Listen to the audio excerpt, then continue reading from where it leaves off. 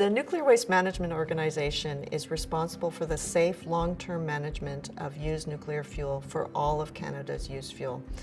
We're implementing that for the protection of people and the environment. So the last 3 years have felt in some ways like a lifetime. We've been through so much, so many changes, and yet on the other hand, a blink of an eye, because we've been able to do so many things so quickly and really adapted to what's happening around us. The adaptation that we implemented was really so that we could keep momentum going, so that we were still achieving things through the pandemic. We really slowed down. We really made sure that we were thinking through how we were going to execute the work.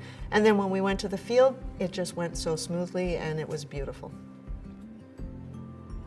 So in early 2020, we narrowed down from a number of sites that we were considering for a deep geologic repository to 2 areas. The first one is Wabigoon Lake Ojibwe Nation, Ignace area in northwestern Ontario. And the second one is Saugeen Ojibwe Nation, South Bruce area in southern Ontario. There are so many accomplishments that this organization has done over the past 3 years. It's really hard to pinpoint one thing. First of all, we were engaged in a drilling program to understand the rock that we would consider for a deep geological repository. We also had an engineered barrier system that we were testing, and that was an 8-year program that we finished in this period as well. Quite a key step for us in terms of demonstrating not only to ourselves but to Canadians and Indigenous peoples that we can safely manage the used fuel.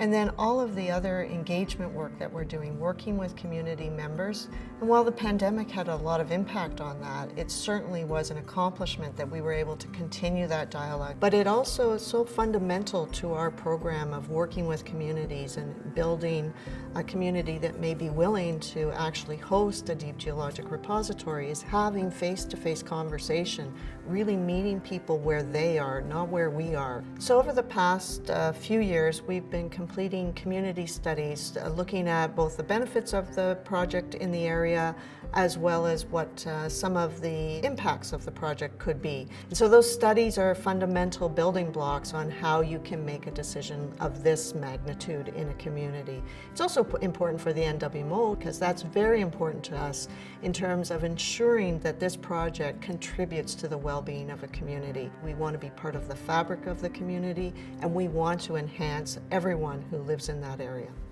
I'm 100% confident that we can manage the used nuclear fuel. I believe this is a really viable project and will be successful at the end of the day.